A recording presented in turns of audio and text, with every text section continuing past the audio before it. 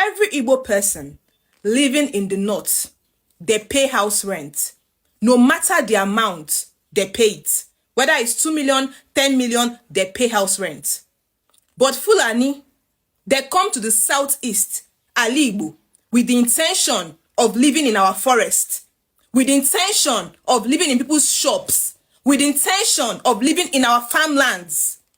These are the problems.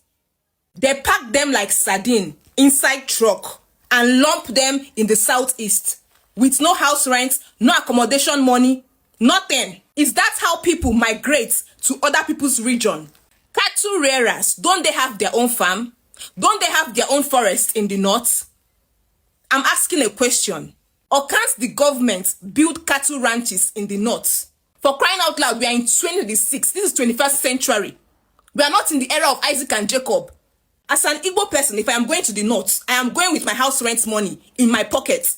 I am going with my accommodation money in my pocket. I am not going to the north to live in their farm or in their forests or in people's shops. That is how it's done anywhere in the world. A herder will invade someone's farmland.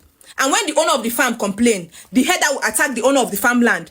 And when the owner of the farmland attacks the herder back, do you know who the government will arrest? The government will arrest the owner of the farmland. In other words, they're trying to tell us that some people are more Nigerian than the rest. What a country. You can only see these things happen in Nigeria. You can't see it anywhere else in the world. If I am going to the north, I'll pack my bag. Anybody's farmland I see in the north, I will go there and sleep. Since that is how they're doing in this country. Yes. Anybody's farmland or forest I see, I'll just carry my bag, go there and sleep. Any empty shop I see when I go to the north, I'll carry my bag and go and sleep there. Since that's how they're doing in this country.